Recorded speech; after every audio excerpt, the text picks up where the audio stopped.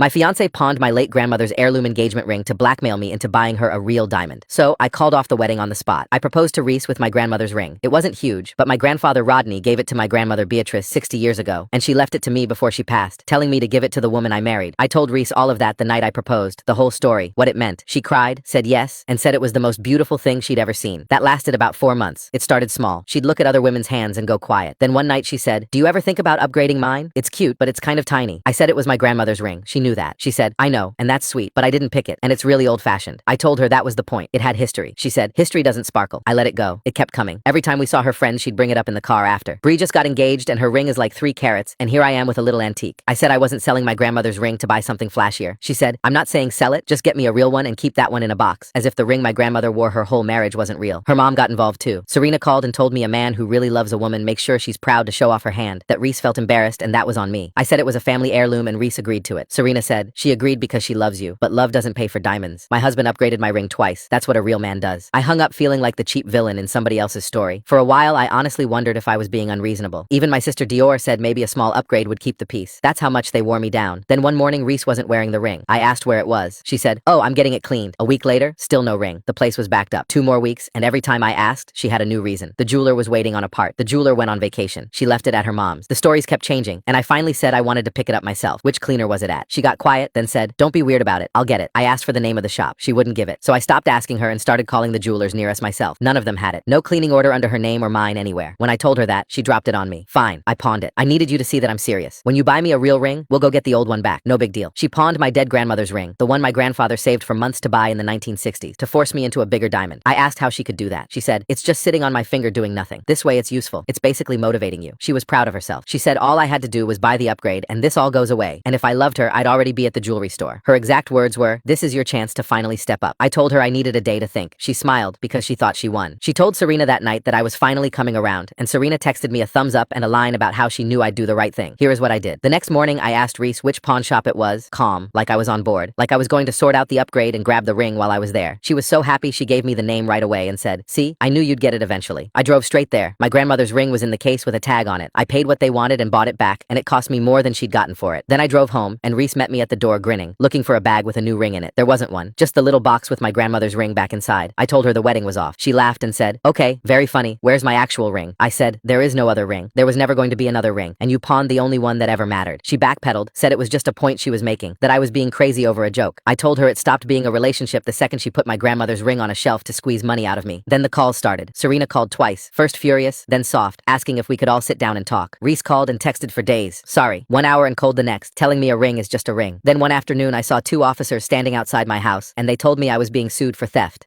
of my own grandmother's ring. I didn't panic. I was too angry to panic. But I knew Reese wasn't bluffing this time, because she'd already proved she'd go further than a normal person would. I called Dior that night and told her everything, and she said something that stuck with me. "She's not fighting for the ring. She's punishing you for leaving." She was right, and that meant this was going to get ugly before it got better. A few days later, the paperwork showed up, and I sat down at my dining table and read every word. Reese's claim was simple. The ring was a gift given during the proposal. Once I put it on her finger and she accepted it, became her property, and I took it back without her permission. On paper, with the legal language around it, it didn't sound crazy. That's what got to me. For the first time since this started, my confidence cracked, because I knew the truth, but the law cares about what you can prove. The next morning, I called a lawyer a coworker recommended. I expected him to say it was open and shut. He didn't. He said gift law around engagement rings changes depending on where you live, and some places treat the ring as a completed gift the moment the other person accepts. If she can prove you gave it freely with no conditions, she has a case. Can you prove conditions existed? I didn't have a good answer. My grandmother told me to give it to the woman I married, not the woman I proposed to, and we never got married. But that was a conversation between me and a woman who wasn't here anymore. He told me the moral high ground doesn't win cases. Evidence does. That night, my phone buzzed. "Reese, you could have just bought me a ring and none of this would be happening. This is your fault." I read it 3 times, then didn't respond. Instead, I took a screenshot and went back through our entire text history looking for anything where she called it my grandmother's ring. Anything that made it clear she knew it wasn't just some jewelry I picked up at a store. There was more than I remembered. I screenshotted everyone, organized them by date, and backed them up to my computer. If this came down to evidence, I was going to have evidence. The next day, Serena called, and her tone was completely different, cold and businesslike, like she was reading a script. "Reese has a lawyer, and he's very confident. You can still fix this. Just give her the ring and walk away." I said, "It's my grandmother's ring, Serena." She said, "It was. Then you put it on her finger." That one landed. She said it like a fact, and I realized this wasn't just Reese anymore. This was the whole family, coordinated, rehearsed. That evening, Dior showed up with food and said, "We're going through everything tonight." She could tell I was shaky, and she didn't let me spiral. She started going through the family boxes in my closet, old letters, photos, cards, and then she found it. A small card with flowers on the front, the kind you grab at a drugstore. Inside, in my grandmother's handwriting, it said, "This ring is for you, and for the woman who deserves it. It was dated. It had my name on it. Dior held it up and said, "This is your proof. Grandma gave it to you, not to her." My grandmother's writing was shaky near the end. She didn't write, "Give this to your girlfriend." She wrote, "The woman who deserves it." And Reese proved she wasn't that woman the day she traded 60 years of family history for a few $100s. I called my lawyer the next morning. He said the card helped establish intent, that she clearly meant the ring to stay in the family under my control. Then he brought me back down. A handwritten note isn't a will, isn't a contract, isn't notarized. Her side would call it sentimental, but not binding. He said we needed more. Dior texted me that night. "Don't stop digging. There's more. There's always more." She was right. I spent the weekend going through every box, and I found old photos of Beatrice wearing the ring at family dinners in the 70s and 80s. A letter Rodney wrote when they first got engaged talking about how he saved for months, and a family inventory my grandmother typed up years before she got sick, with the ring listed under my name, clear as day. I sent it all to my lawyer. He said it was good supporting material, that it built the case that the ring had deep significance and a clear line of ownership. Then he said the thing that mattered. What would really seal this is proof that Reese herself knew the ring wasn't hers to take. We need her own words. And something clicked. About 6 weeks before she pawned it, we'd had a big fight over text. I scrolled back week by week until I hit that thread, and there it was. Reese had written, "I know it's your grandmother's ring, but I deserve something that's mine. Something I actually chose." She said it herself. She knew. Then further down in the same thread, "You can keep the old ring in a drawer. I don't care. Just get me one that doesn't embarrass me." Twice in the same conversation, she'd made it mine. Told me to keep it. Said she didn't even want it. And now she was in front of a judge claiming it belonged to her the whole time. I screenshotted both, backed everything up, and sent the batch to my lawyer that night with a message saying, "I think this is what we've been looking for." He called the next morning, and his whole energy was different. "This helps a lot. She acknowledged it was yours. She even suggested you keep it separately. That undercuts her entire claim that it was a completed gift." Something loosened in my chest for the first time in weeks. Then he pulled me back down. Her side could argue she was speaking casually, not making a legal statement. In these disputes, judges sometimes side with whoever received the ring. The texts were strong, but not a guarantee. A couple nights later, I heard a knock, soft, almost shy. Reese was on my porch, crying, looking smaller than I remembered. I opened the door but didn't step aside. "I don't want lawyers and courts," she said. "Just talk to me." Her voice cracked, and for 2 seconds, something in me softened. Then she said, "If you just let me have the ring, I'll drop everything. You'll never hear from me again." And the softness was gone. She wasn't sorry. She was negotiating, using tears the same way she used the pawning. I said, "You pawned my grandmother's ring for leverage, and now you're suing me for it. There's nothing to talk about." She turned and walked back to her car. 15 minutes later, my phone buzzed. "Fine, see you in court." A few days after that, Dior called. She'd run into Bray, and Bray let slip that Reese had been telling people I stole her engagement ring after we broke up. No pawning, no heirloom, no grandmother. In her version, she got proposed to, said yes, and then had the ring taken off her hand. Completely wrong. And I realized if I didn't win this clearly, that was the version that would stick. I told my lawyer everything, and he said the words that changed the shape of the case. "We're filing a counterclaim." I asked what that meant. He said we weren't just going to defend anymore. He wanted to go after her for the money I paid to buy the ring back, plus emotional distress. "The pawn shop has a receipt with her signature. She sold property that belonged to you. She'd walked into that shop, handed over my grandmother's ring, and signed her name saying she was selling it, and the shop had it on file." He filed the counterclaim that week. For the first time since those officers showed up, I wasn't the one being accused. 1 week before the hearing, my lawyer called with a new problem. Reese's lawyer had filed a motion arguing I got the ring from the pawn shop through deception, that I faked agreeing to buy her a new ring only so she'd tell me the location, then went behind her back. They were calling it fraud. The one thing I was proud of, keeping my cool and playing it smart, was now the thing that might sink me. My lawyer was straight with me. "This is a stretch, but it's not nothing. You did mislead her. If the judge thinks you acted in bad faith, it complicates our argument that you were reclaiming your own property, and it might look that way to a judge who didn't know about my grandmother or the weeks of lies." The next evening, Dior showed up without calling. I told her about the fraud motion. She listened with her arms crossed, then said, "You didn't deceive anyone. You asked your fiancé where your dead grandmother's ring was, and she finally told the truth. That's not fraud. That's a woman who lied for weeks finally admitting what she did." She was right. I didn't start the lying. Reese did. About the cleaner, the jeweler, the part on order, the vacation, leaving it at her mom's. We sat down and built a timeline, day by day, every lie in order with dates next to each one, ending with the moment I asked for the pawn shop name. Laid out like that, the picture was clear. I asked directly, I asked nicely, I called shops on my own, and the only time I got the truth was when I stopped fighting her. That wasn't fraud. It was the last option I had left. I sent the timeline to my lawyer, and the next day he called back with that shift in his voice. "This is strong. We present her pattern of lies first. By the time we get to you asking for the shop name, it reads as a man who ran out of options. That's sympathetic, not deceptive." Then I thought of one more thing. I scrolled to the text where Reese wrote, "I pawned it. I needed you to see that I'm serious." I read it to him slow. She didn't just admit pawning it. She admitted why. She said she needed me to see she was serious. She was holding it hostage. My lawyer was quiet a second, then said, "She handed us the win. She just doesn't know it yet." The morning of the hearing, I put on my only suit and drove to the courthouse with my hands tight on the wheel. Dior was waiting in the lot and handed me a small envelope. Inside was a photo of Beatrice on her wedding day, standing next to Rodney, the ring clear on her finger. "I thought you might want her in the room with you." I put it in my jacket pocket. We walked in together and I sat next to my lawyer. A few minutes later, the far door opened and Reese walked in, her lawyer in front, Serena right behind, holding her hand like she was walking a child into a doctor's office. I almost didn't recognize Reese. Dark colors, no jewelry, soft makeup, eyes red and swollen like she'd cried all morning. If I hadn't lived through everything she put me through, I might have felt sorry for her. She never once looked at me, and I knew the whole thing was rehearsed. The outfit, the red eyes, the way she held herself like she'd shatter if someone spoke too loud. This wasn't a woman telling the truth. It was a performance. My lawyer leaned over and whispered, "Don't react to anything. Let them talk first. They'll hang themselves." Reese's lawyer stood and he was good. He painted her as a heartbroken woman proposed to by a man she loved, who accepted the ring in good faith, wore it proudly, and had it taken from her after the relationship ended. He argued that once I placed the ring on her finger and she said yes, the gift was complete, it was hers. End of story. Then he got to the pawn shop and went to work, saying I used emotional manipulation to trick her into revealing the location, faked being on board, then went behind her back. He called it deception. He called it coercion. The whole time I watched the judge, trying to read him, and his face gave me nothing. For a moment the doubt came back, because if you only heard her side, it sounded like I proposed, gave her a ring, and took it back when things got hard. Simple stories are easy to believe. Then Reese spoke, and she was even better than her lawyer. Her voice was a whisper. She looked at the judge with big sad eyes and said, I love that ring. I never wanted to pawn it. I was just scared he was pulling away, and I didn't know how to talk to him about it. This was the same woman who told me history doesn't sparkle, who called it a little antique, who said she pawned it because she needed me to step up. But with that soft voice and those red eyes, she sounded like a saint. My lawyer put his hand on my arm and whispered, wait. Then Reese's lawyer made what he thought was a smart move. To show I was controlling, he submitted a batch of our texts, reading the lines where I was firm about keeping the ring, cherry-picking to make me look cold. But he didn't just submit his lines. He put the full thread into the record, and that same thread was the one where Reese wrote, I know it's your grandmother's ring, but I deserve something that's mine. It was right there, in the batch her own lawyer just handed the judge. And further down, you can keep the old ring in a drawer, I don't care. Her own words, submitted by her own lawyer, confirming she knew the ring was mine and never considered it hers. I saw my lawyer's posture change the second it happened. He didn't smile. He just gave me one small nod. Reese was still in character, staring at her hands, with no idea her lawyer had just handed us the case. My lawyer stood and laid it out. He set down my grandmother's card, then the family inventory with the ring listed under my name, then the wedding photo of Beatrice and Rodney with the ring on her finger. He walked the judge through 60 years, from Rodney saving up in the 1960s, to the decades she wore it, to the day she left it to me. Then he said, this ring was not purchased at a jewelry store for his fiancée. It was passed down by his dying grandmother with a specific instruction, give it to the woman he married. He was not yet married. The condition was never fulfilled. The ring remained his. Then he picked up the printout Reese's own side had entered, and read her words out loud, slow and clear. I know it's your grandmother's ring. A pause. You can keep the old ring in a drawer. I don't care. Another pause. These are the plaintiff's own words, Your Honor. She acknowledged, in writing, that this ring belonged to my client. She even suggested he store it separately. She treated it as his, and she resented it. Reese's lawyer shot up and objected, said the texts were out of context. My lawyer didn't flinch. These texts were submitted by your side, counselor, not ours. Your client put these words in the record herself. The objection died. Then he walked the timeline, lie by lie, the cleaner, the backed up shop, the part on order, the vacation, her mom's house, laying each one down like a brick. Then the big one. He read it slow. Fine, I pawned it. I needed you to see that I'm serious. When you buy me a real ring, we'll go get the old one back. No big deal. He let it sit. The plaintiff pawned a family heirloom she admitted did not belong to her, concealed it through weeks of lies, and used it as leverage to force a purchase. That is not the behavior of someone who believed the ring was hers. That is coercion. The word hung in the room. And that's when Reese broke. Her chair scraped loud as she stood, her careful whisper gone. That's not what happened. I was trying to save our relationship. He was so obsessed with that old ring he couldn't see what I needed. I did it for us. The judge told her to sit. Her lawyer grabbed her arm. She kept going. All he had to do was buy me a real ring. One ring. That's all I ever asked. And instead he threw away everything. The judge said her name, firm. She dropped into the chair, and the act was gone. Then the judge asked her directly, did you believe the ring was your property when you pawned it? She looked at her lawyer, who stared at the table. She looked at Serena, whose face was frozen. She said, it was on my finger. That makes it mine. The judge leaned forward. But you told him, in your own words, that it was his grandmother's ring. Which is it? Reese opened her mouth and nothing came out. She sat there trapped because there was no answer that made both things true. Serena stood in the gallery and said, this is ridiculous. She's being badgered. The judge turned to her. Ma'am, sit down or leave the courtroom. She sat. The judge took a few minutes, reviewing the evidence one more time, the texts, the pawn receipt with Reese's signature, my grandmother's card. Then he set everything down and ruled. He said the ring was a conditional gift tied to a marriage that never took place, that the plaintiff's own communications confirmed she understood its origins and ownership, and that pawning it without the owner's knowledge or consent was unauthorized disposal of another person's property. Case dismissed. Then he granted the counterclaim. Reese owed me every dollar I paid to buy my own grandmother's ring back from a shelf where it sat with a price tag on it like junk. The gavel came down, and the sound hit me in the chest. Reese sat frozen, hands flat on the table, face blank like something inside her had been unplugged. Serena grabbed her purse and walked out without looking at anyone. Reese's lawyer packed his folder and left. My lawyer shook my hand and said, you did good, and I nodded because I didn't trust my voice. Dior was waiting in the hallway, and when she saw my face, she didn't ask. She just hugged me, hard. I drove home in silence with the ring in the glove box, carried it inside, and set it on the counter next to the photo of Beatrice and Rodney on their wedding day. I opened the box. The small diamond caught the afternoon light through the window, 60 years of history sitting in my hand. Then I closed the box and set it on the shelf beside the photo. The light through the window went gray. The room was quiet. I left it there and turned off the lamp.